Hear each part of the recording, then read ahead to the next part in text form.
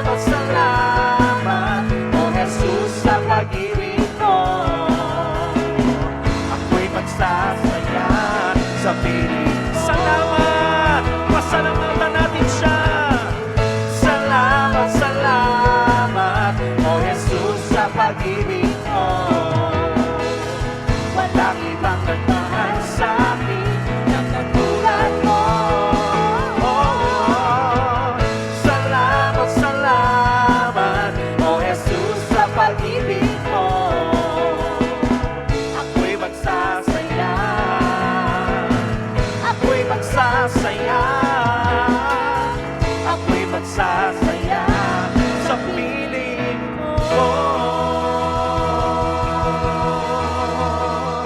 Purihin po natin ang Salamat Panginoon. o Diyos sa iyong Pasalamatan kabutihan. po natin ang Salamat Panginoon o Diyos sa iyong kanyang pag-ibig.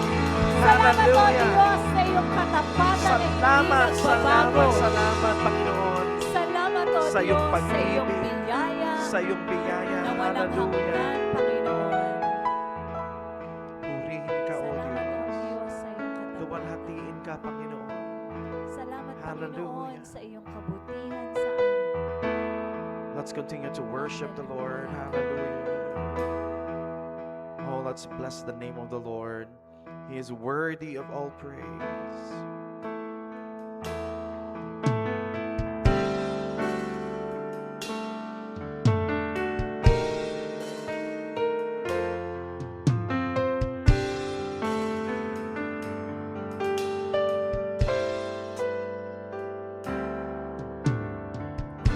Habang hindi karapat-dapat, pakukulan ng habag at wagas mong pagsinta. Habang walang kakayanan, masuklian ka na mabuti sa lahat mong ginawa. Niyakap mo ako sa aking kalanginan. Ibig mo ako nang di kayang tumbasan. O Diyos ng katarungan at katwiran na kahit minsan ang kabanalan, kawalhatian. Salamat sa sungkulang biyaya mo, O Diyos ng pag-ibig na mas malawak pa kaysa aking mga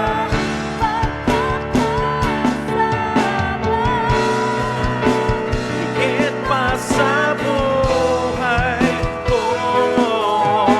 Salamat sa sungkulang biyaya mo.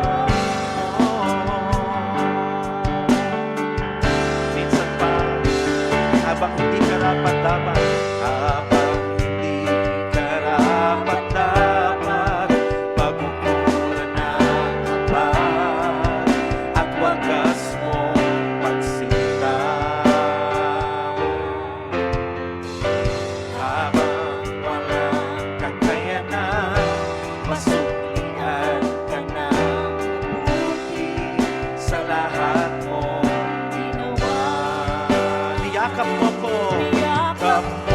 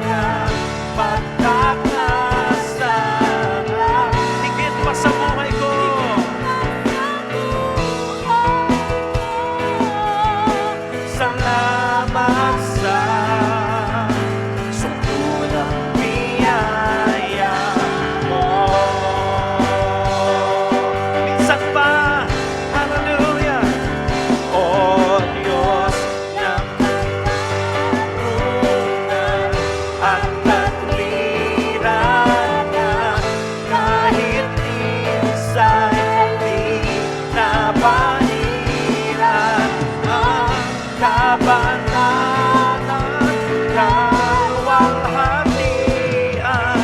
Salamat sa sukulang biyaya mo, O Diyos ng pag-ibig na mas malawak pa kaysa aking mga pagkakasala. Higit pa sa buhay ko, salamat sa sukulang biyaya mo.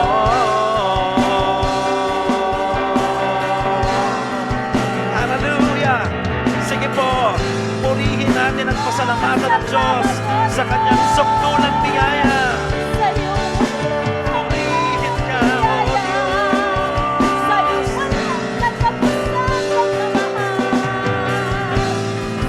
Salamat sa sukdulang biyaya mo.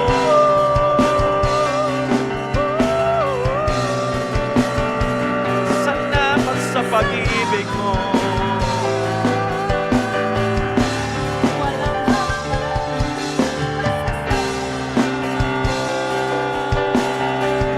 Purihin ka, O Diyos. Hallelujah! Sige po, itaas natin ang ating tinig sa ating Panginoon. Pasasalamat, pagdakila, papuri, kaluwalhatian. Sige po, ibigay natin sa Panginoon. Ikaw ay dakila, ikaw ay tapat, ikaw ay tunay, noon, ngayon, at magpakailanman. Hallelujah! Salamat, Panginoon, Purihin ka, O Diyos. sa iyong Salamat, pag-ibig. Panginoon. Salamat, O Diyos, sa iyong pagmamahal. Ibig mo ako sa aking karumihan. Salamat. Ibig mo ako nang di kayang tumbasan. Niyakap mo ako sa aking karumihan. Ibig mo ako nang di kayang tumbasan. Yakap mo ako sa aking karumihan. Ibig mo ako nang di kayang tumbasan. Minsan pa Yakap mo ako sa aking karumihan. ibig mo ako Pag di kayang tumbasan. O Diyos ng katarungan at katwiran na kahit minsan di napahiran ang kabanalan, kaluwalhatian. Salamat sa sukulang biyaya mo. Diyos ng pag-ibig, Diyos ng pag-ibig, mas malawak pa kaysa aking mga pagkakasala. Higit pa sa buhay ko, salamat sa sukulang biyaya mo.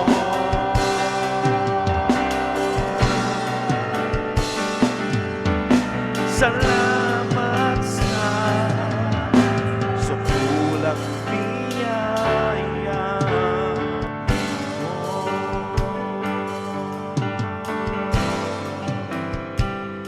Salamat Salamat, Panginoon, sa sukdulang biyaya mo. Salamat sa todo-todong pagmamahal mo sa amin, Panginoon. Lubos-lubos, wagas ang iyong pagmamahal sa amin, Panginoon. At pinatunayan mo ang iyong pagmamahal. Ipinakita mo, Panginoon, ang iyong pagmamahal nang isugo mo ang iyong bugtong na anak na si Jesus. Nang mamatay si Jesus sa krus ng Kalbaryo para kami po ay iligtas. Upang bayaran ang aming mga kasalanan. Kaya, Panginoon, kasabay ng pagpapasalamat ay naroon po ang aming pagpupuri. Kasabay ng pagpapasalamat, niluluwalhati ka namin, Panginoon. Kasabay ng pagpapasalamat, dinadakila ka namin, Panginoon. Hallelujah. Kasabay po ng pasasalamat ay sinasamba ka namin bilang Panginoon, Hari at tagapagligtas ng aming mga buhay. Hallelujah! Hallelujah! Salamat, salamat, salamat, Panginoon. Walang hanggang pasasalamat ang alay namin sa iyo, Panginoon, sa pag-ibig mo at pagliligtas sa amin. Hindi dahil kami, Panginoon, ang unang nagmahal sa iyo. Ikaw, Panginoon, ang unang umibig sa amin. Ikaw ang unang nagmahal. Sa iyo nagmumula ang pag-ibig, sapagkat ikaw ay pag-ibig. Kaya, Panginoon, sa aming karanasan sa pagmamahal mo, naranasan naming sukdulang biyaya mo, Panginoon, sa aming mga buhay. Hayaan mo po na kami po ay matuto sa iyo kung paano magmahal. Upang matupad namin ang dakilang mong utos, Panginoon. Na una sa lahat ay mahalin ka namin ng buong puso, buong kaluluwa, buong kalakasan, buong pag-iisip.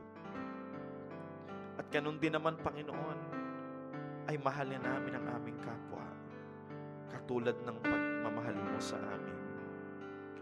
Salamat, Panginoon, sa iyong mga salita, sa iyong mga pangako, Panginoon. Salamat sa Espiritu mo, Panginoon, na patuloy po na sa amin ay kumikilos, nangungusap, nangunguna, Panginoon. Salamat po sa presensya mo sa gabing ito, Panginoon. Naniniwala po kami na kayo po ay nasa aming kalagitnaan. Kumikilos, Panginoon, sa bawat buhay namin. Kaya, Lord, patuloy ka po na mangusap, patuloy niyo pong i-anoint ang aming mga prayers, O Lord, tonight. As we unite our faith, as we gather together in your name. Samahan niyo po kami, Panginoon, sa aming prayer meeting. Lord, we commit the remaining time, Lord, to you as we worship you, as we bless you, as we pray in the name of Jesus. Amen and amen. Amen. Magandang gabi po sa inyong lahat, brothers and sisters, sa mga kakapasok pa lamang po sa ating live. Thank you for joining us for our Wednesday prayer meeting. At bago po tayo dumako sa ating prayer time ay i-review po muna natin ang ilang mga mensahe sa nakaraang topic po natin last Sunday.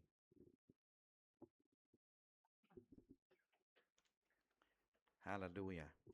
So last Sunday we talked about the love of God, defining the love of God. Nung nakaraan, sabi ko nga sa introduction natin, last January si Miss Leia ang Lea Salonga ang nag-viral, no? Tsaka yung anak niyang si Nick. Ngayon naman ang viral naman ngayon si Sino yun yung dating sex bomb na merong anak na si Easy. Easy ba tama, no? Si Easy. May anak na trans na ngayon magkahiwalay sila, parang hindi po umuwi yung anak niya sa kanila. So, so nag-post po yung anak niya na trans. At syempre nag-respond din naman po si Easy. At alam natin na nakakilala na sa Panginoon si Easy. At hindi po siya approve doon sa piniling choice ng kanyang anak, no, na nag-aano rin po, nagda-drag queen yung kanyang anak, show po. So dahil gano'n nga yung pananaw ni Easy dahil sa kanyang faith, 'no, ay hindi po sila magkasundo nung anak niya. So alam ko naman po na katulad nga nung sinabi natin, mamahalin po natin ang ating mga anak, ano man po ang choices na piliin nila. Mamahalin po natin ang lahat ng tao sapagkat, ah, lahat ng tao ay mahal ng Panginoon. Kung sino ang mahal ng Diyos ay mamahalin ko rin. Gano'n po tayo, 'no? Mamahalin po natin lahat ng mahal ng Panginoon. At lalo na po sa usapin ng evangelization, ng pangangaral ng salita ng Panginoon, wala ho tayong pinipili. Wala ho tayong tinatangi na tao. Ano man ang nationality, ano man ang race, ano man ang language, ano man ang status sa buhay, o sabihin natin ano man ang kasarian nila, 'no? Ano man ang buhay nila ay hindi po natin tinitingnan, kundi ang sinasabi po ng Panginoon, lahat po ng tao ay nais po niyang maligtas. Kaya lalo na po, 'no, naparito ang Panginoon niya, kung makikita po natin ang puso ng Panginoon, naparito po siya para sa mga makasalanan. Kaya sabi nga po natin, ano ang stand ng church sa mga nangyayaring ito sa ating paligid, sa ating kultura? Kasi hindi na po natin maiiwasan itong mga kapatid, 'no? Nakita po natin na patuloy nilang isinusulong ang ideology ng mga LGBT, 'no? QIA+, mga plus kasi may plus, kasi marami daw pa po, 'no? Hanggang ngayon marami pa po silang ina-identify na kasarian, 'no? So, hindi na po natin maiwasan 'yan, mga kapatid. Kaya kinakailangan po na 'yan po ay pag-usapan, kinakailangan po na tayo po bilang iglesia ay maging malinaw po ang ating stand sa salita ng Panginoon, sa katotohanan. At ang stand natin is we love all people. Mahal po natin lahat ng tao. Welcome po, bukas po ang pintuan ng simbahan natin, pati mga bintana para sa lahat po ng tao, 'no? Hindi ho tayo namimili dito at hindi ho tayo nagse-set ng anumang requirements, 'no? Kaya pumasok sila dito na naka-cross-dress sila, sila po ay welcome sa church. Okay? 'No? Ano man ang kasalanan ng tao, kasi mga kapatid, hindi ho nabibigyan ng, kaya lang nagagamit na example itong mga usapin about SOGI, about po sa same-sex marriage, about dito po sa mga LGBT. Just to clarify, hindi po natin sinisingle out yan. Hindi po ibig sabihin na parang sinasabi natin na yan ang pinakamabigat na kasalanan. Wala hong ganun. Kundi para sa atin, ang lahat ng kasalanan ay kasalanan. Okay? Para sa atin, ang mga heterosexuals din o yung mga straight na sinasabi po natin, they are equally sinners. No? Equally sinners. At sinasabi natin na kung ang homosexuality ay kasalanan po sa harap ng Panginoon, so is adultery, so is fornication, so is stealing, lying, and all other kinds of sin, 'no? So hindi ho natin sinisingle out na naka-focus lang tayo sa LGBT. Hindi po. Para sa atin, ang lahat ng kasalanan ay kasalanan sa harap ng Panginoon. At ang sabi natin, ang kabayaran ng kasalanan ay kamatayan. Ngunit ang kaloob ng Diyos, ang regalo ng Diyos ay buhay na walang hanggan sa pamamagitan po ng Panginoong Hesukristo. Romans 6:23. No? Ang mga tao, they are entitled to their opinion. Nahayaan ho natin mag-express sila kasi nga, this is all about expression. Hindi ho nila tanggap lang ano yung design ng Panginoon, yung biological sex na kinreate ng Panginoon bilang male and female. All this culture na nangyayari po sa ating bansa at sa ibang bansa sa buong mundo is all about expression. So sinasabi nila dito, sexual orientation and ideology, expression.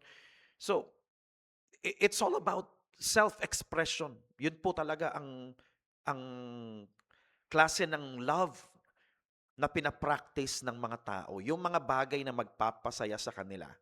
Kaya ano pong sabi nung anak ni Easy? Ang hinahanap niya ay validation, self-validation, no? Acceptance. Alam niyo mga kapatid, yun ho yung sinasabi ko nung nakaraan sa message nung about Ecclesiastes. Itong mga tao po na ito, ang gusto nila yung makilala sila ng mga tao, ma-validate yung talent nila, tanggapin sila. Para saan? Para saan ang lahat ng bagay na to? Tanggapin man sila ng buong mundo. Kilalanin man sila, parangalan man sila sa mga achievements nila. Pero kung ang Diyos hindi sila tanggap, baliwala po ang acceptance ng sanlibutan ito. Yun ho ang pinakamalaking dapat ho nating pagsumikapan sa buhay natin eh. No? Yung tayo ay na ang Diyos ang mag-validate sa atin, na ang Diyos ang tumanggap sa atin, no? Yung dapat ang pinagsusumikapan natin sa buhay, hindi ho yung papuri ng mga tao, hindi po yung validation ng mga tao, no? Kasi at the end of our lives, sa pagtatapos po ng buhay natin, kapag tayo po ay namatay at humarap po tayo sa ating Creator, magsusulit po tayo sa Kanya.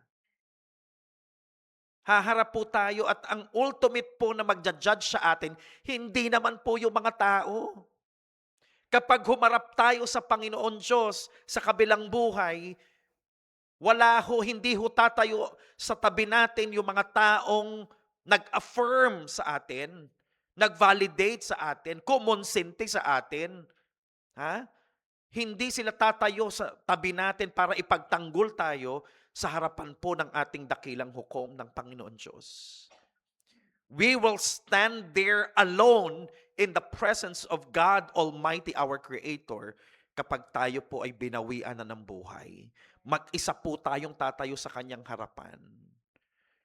Kaya sabi po ni Jesus, ang daming tatawag sa akin ng Lord, Lord, Lord.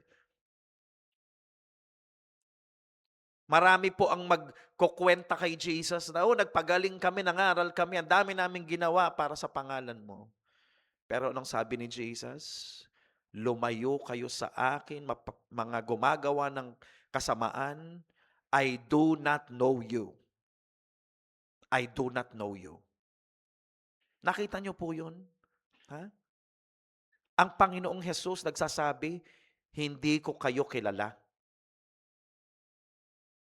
Kaya alam niyo po, if there is one thing na dapat po nating sumikapan sa buhay natin, no, ay makilala natin ang Panginoon. At ang Diyos po, kilala tayo. Maisulat ang pangalan natin sa aklat ng buhay. Sa aklat ng kordero ng Panginoon. Doon ho maisulat yung pangalan natin. Ibig sabihin, kilala po tayo ng Panginoon dahil anak niya tayo. Kinilala niya tayo, tinanggap tayo bilang anak ng Panginoon. At sino yung mga kilala ng Panginoon? Kikilalanin at tinatanggap niya bilang mga anak niya, bilang mga anak ng Diyos. Maliwanag po ang sinabi ng Bible. John 1:12. Ang sino mang tumanggap sa Kanya ay pinangkalooban niya ng kapangyarihan o karapatan na maging mga anak ng Diyos at sila na nagsisampalataya sa pangalan niya. Nakita niyo po yun? Hindi po lahat ng tao na ipinanganak, isinilang sa mundong ito, ay automatically anak ng Diyos. Kinwalify po ng salita ng Panginoon kung sino po ang mga tinatanggap ng Diyos bilang kapamilya niya, bilang mga anak niya. At yun po ang mga sumampalataya kay Jesus, ang tumanggap kay Jesus bilang Panginoon at tagapagligtas ng kanilang buhay. Kaya mga kapatid, maaring sa faith natin, may mga persecution na dumarating. May mga panggigipit na ginagawa sa ating mga Kristiyano.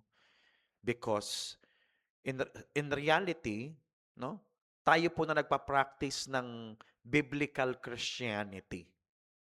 Okay? Minority pa rin tayo kung tutuusin. Kumpara sa populasyon ng buong mundong ito, we are still a minority. No? Maliit pa rin tayong populasyon.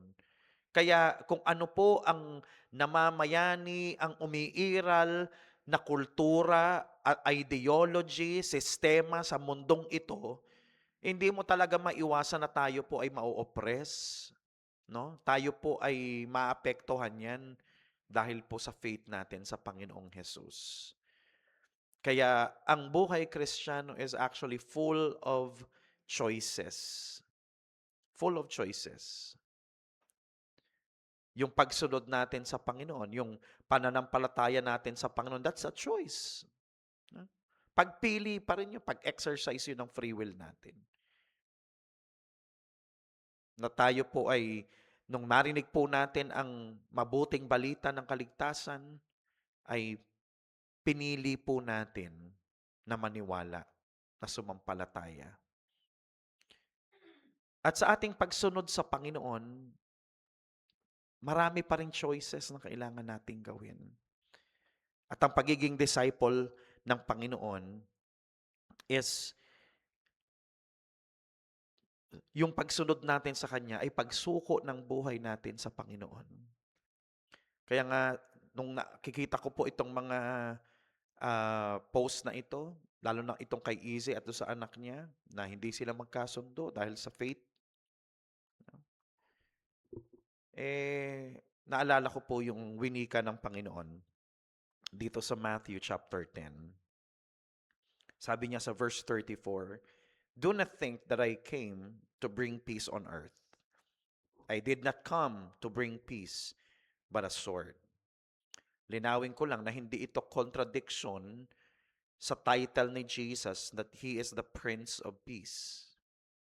He is still the Prince of Peace and He gives us peace.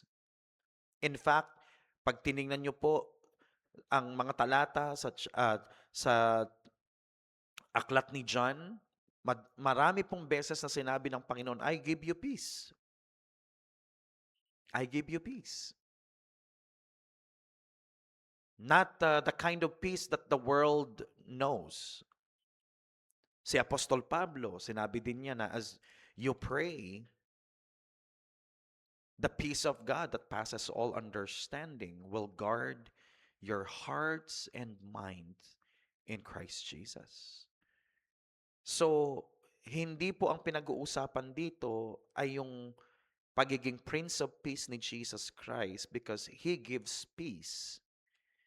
Pero, dahil ang mga tao po ay pipili, merong pong maniniwala kay Jesus at merong hindi.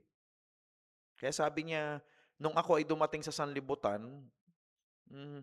hindi kapayapaan ang dala ko, kundi isang tabak. Ito po ay figure of speech. No? Figure of speech. Figurative po itong sinasabi niyang sword. For I have come to set a man against his father. Imagine mo, magtatalo, hindi magkakasundo yung anak at ama. A daughter against her mother, and a daughter-in-law against her mother-in-law. And a man's enemies will be those of his own household. Ang unang nating makakalaban, ang unang magpa-persecute sa atin, ang unang hindi makakaunawa sa atin, na mananampalataya ni Kristo, ay mga kapamilya natin. na hindi nanampalataya sa Panginoon o hindi nakakaintindi sa faith natin. Kaya sabi po sa verse 37, listen to this very carefully. He who loves father or mother more than me is not worthy of me. Hindi niya sinasabi dito na wag nating mahalin ang parents natin because it is clear in the law that we should honor our parents. Because parents are representative of God sa ating mga buhay bilang mga anak. Ang sinasabi niya rito, hindi natin po pwedeng mahalin ang ating parents ng higit pa sa Panginoon. Anong ibig sabihin yan pag inanalyze natin yung statement na yan ni Jesus Christ? Siya ang pinakamataas na pag-ibig na dapat mayroon tayo sa ating buhay. Ang Panginoon, ang pinakamataas. Kaya yan po ay naka-align doon po sa dakilang utos ng Panginoon, the greatest commandment ng Panginoon. Na una sa lahat ay ibigin natin siya ng buong puso, buong kaluluwa, buong pag-iisip, buong kalakasan. So, mahalin natin ang parents natin, pero dapat pinakamahal natin ang Panginoon. He who loves father or mother more than me is not worthy of me. Dahil kung mas mataas ang pagmamahal mo, ang respect mo, pag-honor mo sa parents mo kaysa kay Jesus, hindi tayo karapat-dapat na maging tagasunod ni Jesus. Okay? Move on. And he who loves son or daughter more than me is not worthy of me. Mahalin po natin ang mga anak natin, pero ang Panginoon pa rin ang pinakamataas na pag-ibig natin. Kung mas mamahalin natin ang ating mga anak ng higit sa Panginoong Hesus, hindi tayo karapat-dapat na maging disciples ng Panginoon. And he who does not take his cross and follow after me is not worthy of me. He who finds his life will lose it. And he who loses his life for my sake will find it. Kaya mga kapatid, ito pong mga paradox, no? Kabalintunaan sa wikang Tagalog, yung paradox po. Yung mga seemingly na kabaliktaran po, no? No, parang sinasabi natin na kapag ka iningat, ang sinasabi ng Lord dito, baliktad sa pananaw ng sanlibutan. Kapag ka iningatan mo ang buhay mo, hahaba ang buhay mo. Di ba? Yun ang ginagawa ng sanlibutan eh. Pero yun pala sa kingdom ng Panginoon, kung ang buhay mo ay mawawala dahil sa pagsunod mo kay Kristo, you will find it. You will find it. You will have eternal life. Huh? Ito po yung mga paradox ng kingdom of God na kabaliktaran po sa ideology at sistema ng sanlibutan ito. So, tingnan mo yan. Sa example po ni Easy at ng anak niya, may hidwaan po dahil sa ideas, sa faith. Si Easy gustong sumunod sa Panginoon, kaya hindi po niya mai-embrace ang ideology na pinili po ng kanyang anak. But I believe that Easy loves her son, no? Mahal po niya ang kanyang anak. Ano man po ang pinili niya. And I know she's praying. She's praying for her son, no? Pinapanalangin po niya.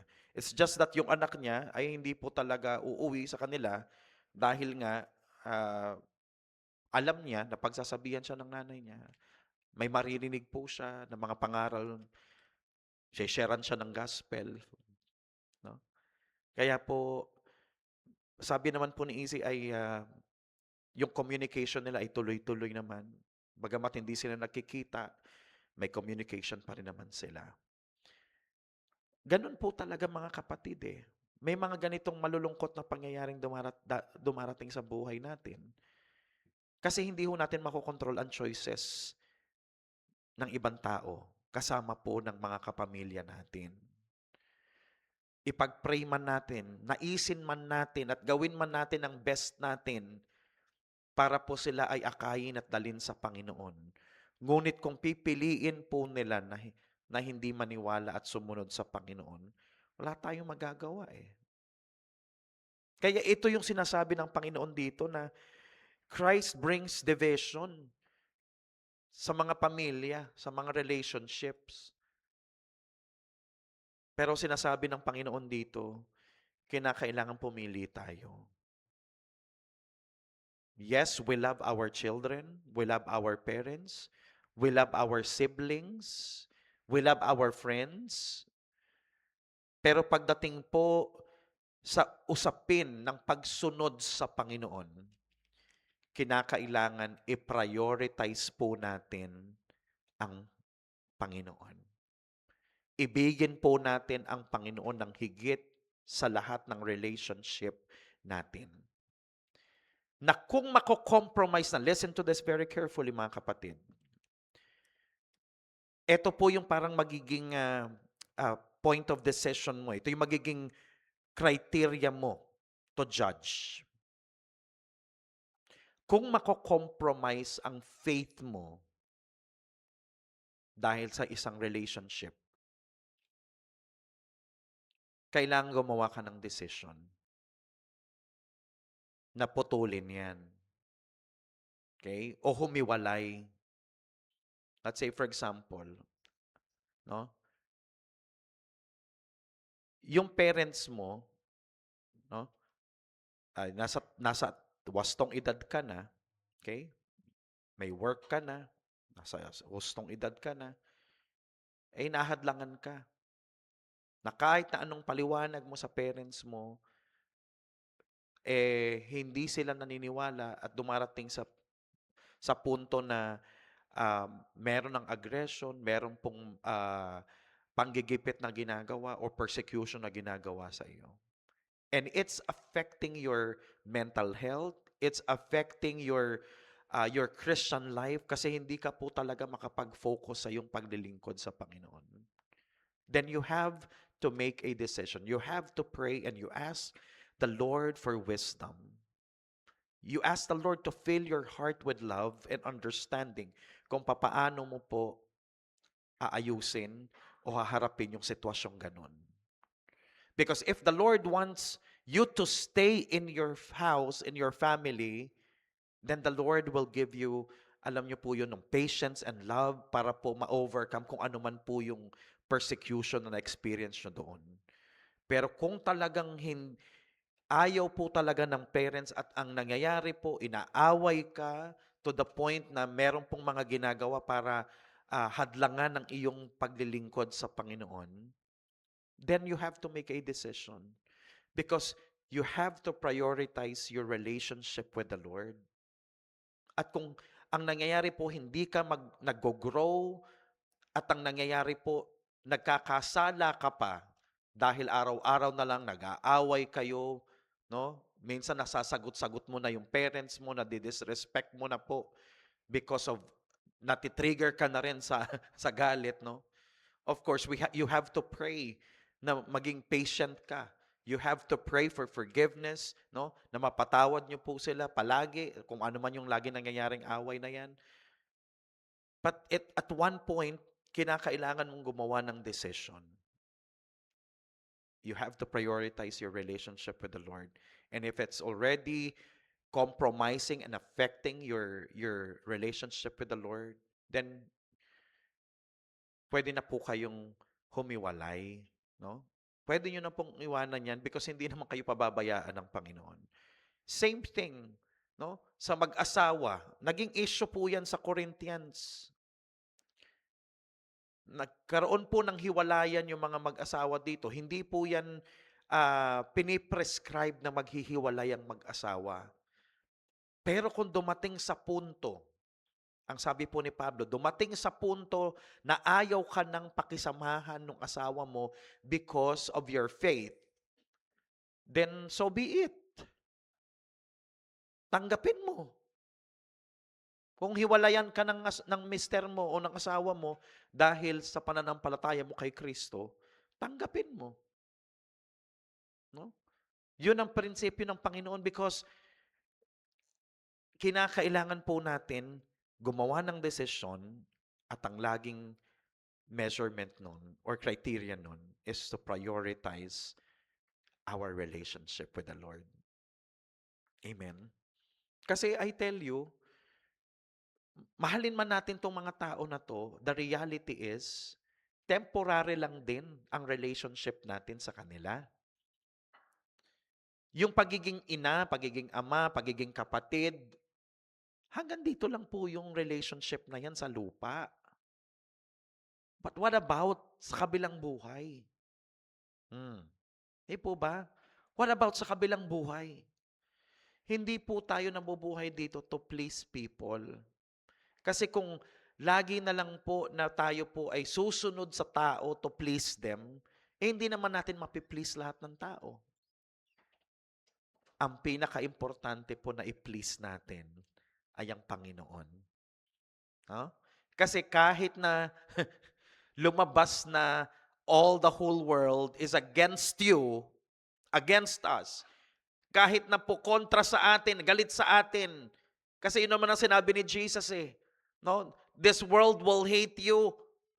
Sabi niya, if this world hates you, know that the world hated me first. Ito sabi ni Jesus Christ. So wag na daw tayong magtaka na tayo po ay kakamuhian ng sanlibutang ito, magagalit sila sa atin, ipipersecute tayo, because ang master po natin, si Jesus Christ, ganun din ang ginawa ng sanlibutan. Hindi siya tinanggap, hindi siya pinaniwalaan. Kung ano-ano po ang ginawa nila sa Panginoon. Kaya no wonder po na tayo din po ganun na ma-experience natin as followers of the Lord Jesus Christ, that people will not understand us.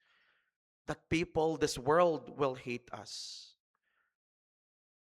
Pero kahit na po ang buong mundo ay against sa atin, basta ang Panginoon ay nasa panig natin. Nagets nyo po?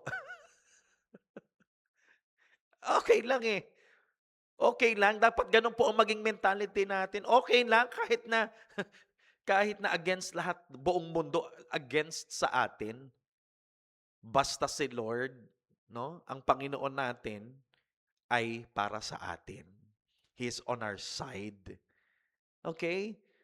Dapat ganun po. Kaya, alam nyo po, yung sinasabi ko kanina, hindi po yung importante yung validation ng tao, acceptance ng tao, yung kakampihan ka ng tao, you belong to their group. Ang dapat po nating pagsikapan sa buhay natin ay yung pabor ng Diyos. Yung validation ni Lord, no? Na pagdating natin sa presence niya, ang sasabihin ni Lord ay, well done, good and faithful servant. Enter into the joy of your master. Yun po ang dapat nating pagsikapan, na ang Diyos ang mag-validate sa atin, ang Diyos ang tumanggap sa atin, ang Diyos ang magpapasok sa atin, that we belong in His family, we belong in His kingdom. At tayo po ay ang Diyos po ay nasa side natin. Kaya sabi po ni Paul, if God is on our side, if God is for us, who can be against us? Magkampihan kayo, magalit kayo sa amin. As long as si Lord kakampi natin. Kasi sabi ni Paul, no? Kahit magkampihan sila, if God is for us, who can be against us? Yun po mga kapatid. Yun po ang dapat nating mga prinsipyo sa buhay na dapat nating tayuan at panindigan. ang mga relationship natin, nakakalungkot po. Totoo, it's really heartbreaking yung nangyayari po na mga ganyan. Heartbreaking kasi mga pamilya hindi magkasundo, nagwawatak-watak because of faith. And it is written in the Bible. It is written in the Bible na sinabi na ni Jesus na magkakawatak-watak. Mga pamilya, mag-ama, mag-ina, magkakapatid, magkakawatak-watak sila. Darating pa nga yung time na yung mga kapamilya natin, talagang sila pa ang magpapakulong sa atin. Sila pa ang magdadrag sa atin into prison because of our faith. Sila pa ang magpa-persecute sa atin. Kasama rin sila sa mga magpahirap sa atin because of our faith. But I tell you, the comfort is this. Nakakalungkot man po. This is heartbreaking na makita na ang mga kapamilya natin ay against us. Pero yung relationship na yan, yung blood or family relationship, temporary lang po. Dito lang po yan sa sanlibutan. What's important is, sabi ni Jesus, who is my mother? Who are my brothers? Hindi ho yung biological, kundi anong sinasabi ni Jesus? Yung mga sumusunod sa salita ng Panginoon. Those are my mothers, my fathers, those who are obeying the will of the Father. Yun po ang mga mothers ko. Sabi niya, yun ang mga brothers and sisters ko. Kaya mga kapatid, mas pahalagahan po natin yung mga eternal things, mga heavenly things. No? Para may heart break man, may sakit man na nakikita natin yung ganitong nangyayari. But we take comfort in the promises of the Lord that someday, kapag tayo po ay nasa kingdom na ng Panginoon, doon natin maintindihan, doon po natin mas ma-appreciate yung grace ng Panginoon, na pinili niya tayo, na minahal tayo ng Panginoon, at iniligtas tayo ng Panginoon. We did our part. Kaya, para po mawala yung guilt din sa ating heart, let's do our best in the name of Jesus and by the power of the Holy Spirit. Na talagang i-reach out po natin yung mga kapamilya natin. Bigyan tayo ng wisdom. Let's ask the Lord, even tonight as we pray, for the Lord to give us wisdom kung paano po abutin, i-explain sa mga kapamilya natin, sa mga loved ones natin, ang gospel, para sila po ay maakay natin sa pananampalataya at pagsunod sa Panginoon.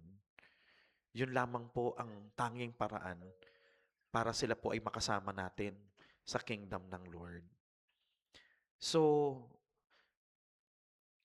it is the grace of God. Let's talagang iiyak natin sa Lord, yung Lord, be merciful to my mother, be merciful to my father.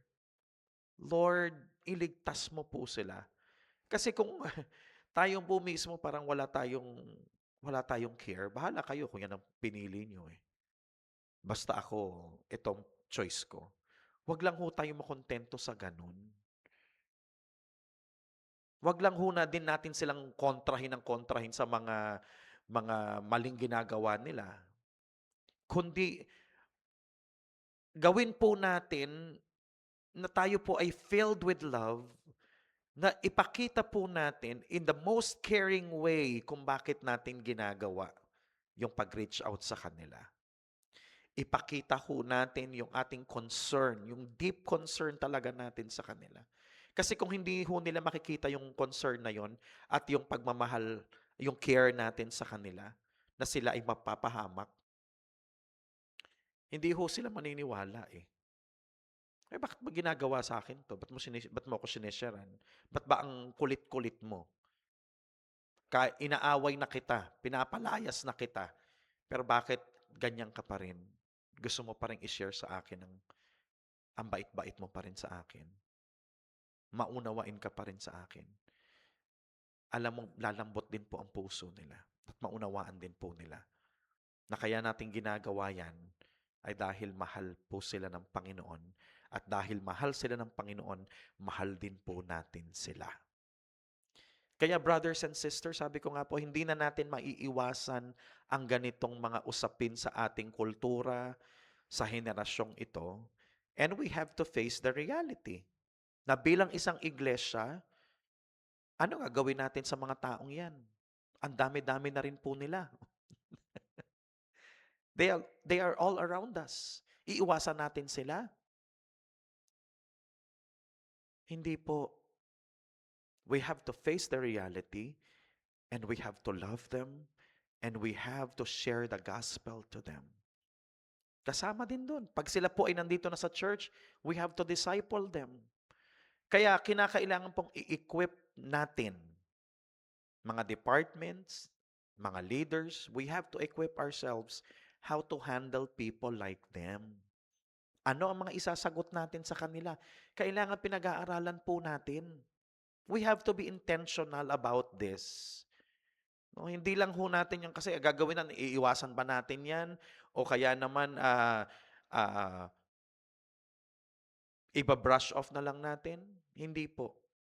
Haharapin po natin at ipapakita po natin ang kahandaan natin bilang mga Kristiyano sa pag-abot sa kanila. So, sa usapin po ng loving people, reaching out for people, evangelism, discipleship, kasama po ang lahat ng tao, pati mga LGBT, kasama po sa dadalhin natin at aakayin natin sa Panginoon. So the Lord help us kung paano po natin gagawin yan. Paano ho natin ipapakita sa mga kasambahay po natin, kapamilya natin na may ganyan pong desisyon sa buhay, kung paano natin sila mamahalin. Not affirming them, but telling them the truth about the Word of God. No? Hindi man po nila tanggapin kaagad. Let us be patient. Let us be loving, caring, hanggang sa dumating po yung time na sila po ay baguhin ng Panginoon at maakay po natin sa paglilingkod sa Lord. So, I'm praying for you. The church is praying for you sa mga challenges na ganito. Napakahirap po ng ganitong panahon. Kaya hanggat malalabanan po natin na maisabatas po ang SOGI, maisabatas po ang mga same-sex marriage na yan. Recently, meron po lumabas na decision ng Supreme Court about a lesbian couple na nag-file po ng claim sa property kasi nagkahiwalay sila. And may mga judges po na concurring opinion ng mga judges po na gumawa ng decision. Kasama po sa decision na pabor sila sa mga same-sex marriage na yan or sa mga relationship ng mga gays and lesbian, ng mga LGBT. So we pray, no, na hanggat nandito po tayo, kung may magagawa po tayo bilang isang iglesia, bilang mga Kristiyano, ay labanan po at huwag maisabatas ang mga ganito pong klase ng batas na hindi po ayon sa salita ng Panginoon. Because kapag yan po, ngayon pa nga lang na hindi pa legalize yan, ang dami na pong nagpa-practice eh. E di lalo na po pagka na-legalize yan, binigyan mo na sila ng lisensya, ng karapatan na gawin na yan ng malaya. So lalong lulubog ang bansang Pilipinas. Problema sa mga korupsyon na kahirapan na na-experience natin, dadagdagan mo pa. May mga idolatry na nga po na problema yung bansa natin. Diba? Dadagdagan mo pa ng ganyang katinding mga kasalanan. So, patuloy na lulubog po ang bansa natin. So, Christians, let us pray for our nation. Let us pray for our city. Let us pray for our church. Let's pray for ourselves na gamitin po tayo ng Panginoon to reach out for many people.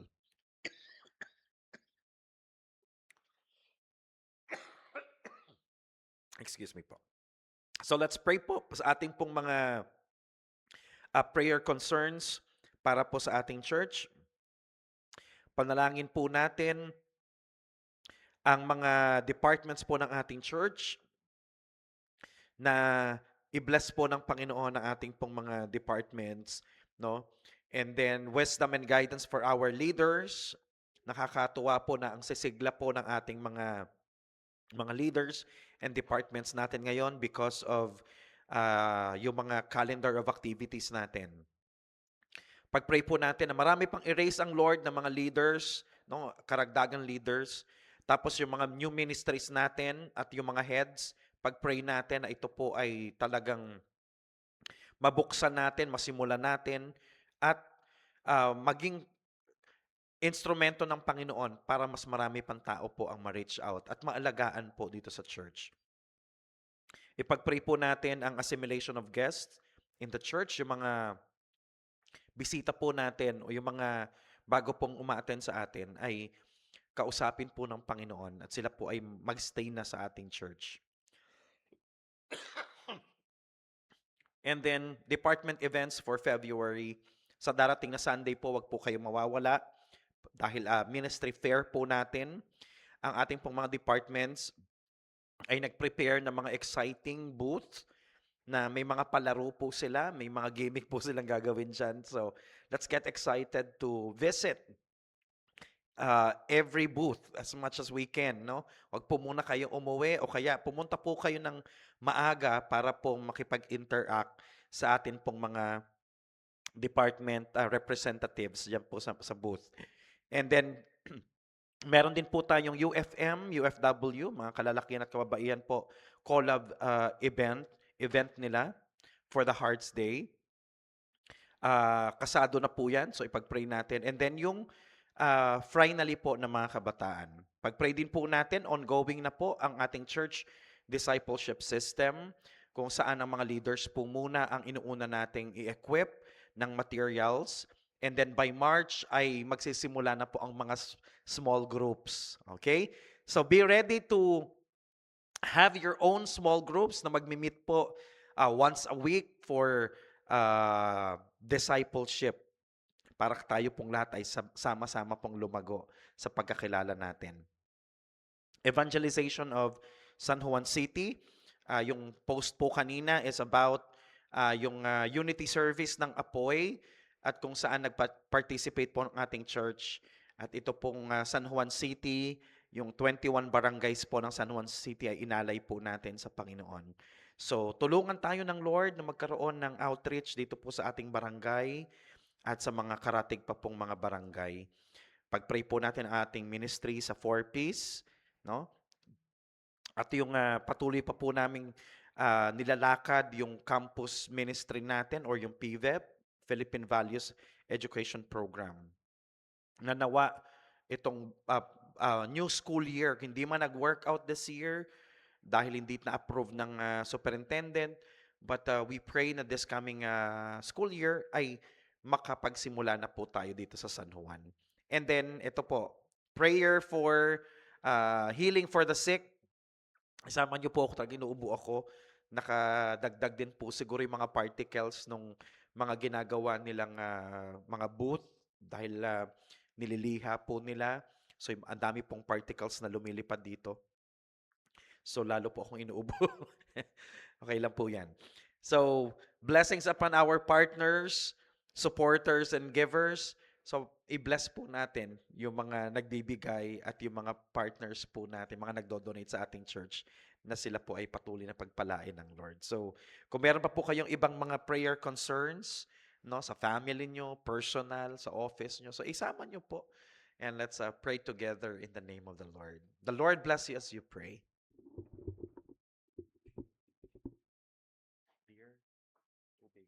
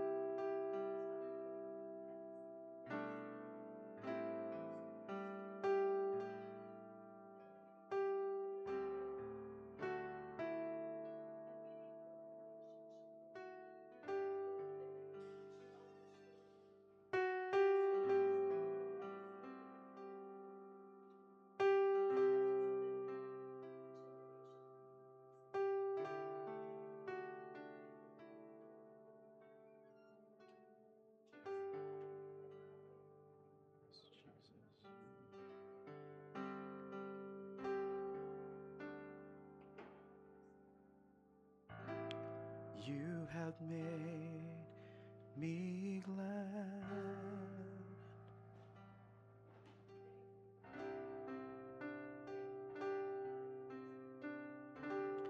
You are my shield,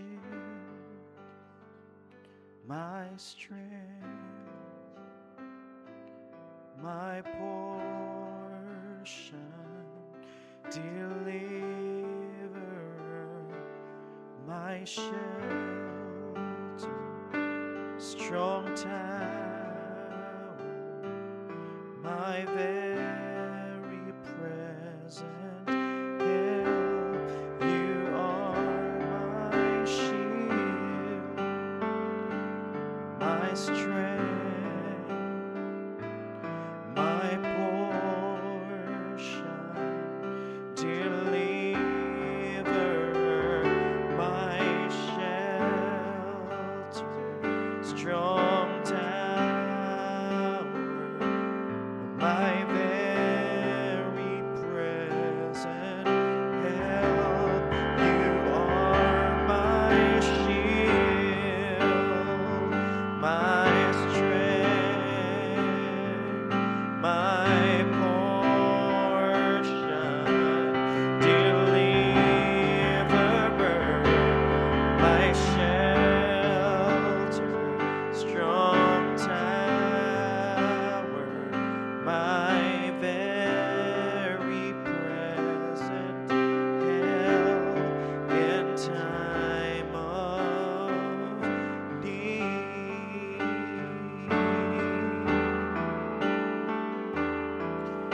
My very present help in time of need. Yes, Lord, that's who you are, oh Lord. You are our sun and shield. You are the strength of our lives, Lord. You're our shelter. You are our refuge. Hallelujah. Ikaw po ang aming kalakasan, Panginoon. Ikaw ang aming muog na tanggulan, Panginoon. We praise your name, Jesus. Salamat, Panginoon, for the assurance of your word that nothing can separate us from the love of God that is in Christ Jesus. If God is for us, who can be against us? Greater is he that is in us than he that is in the world. Lord, thank you for the peace.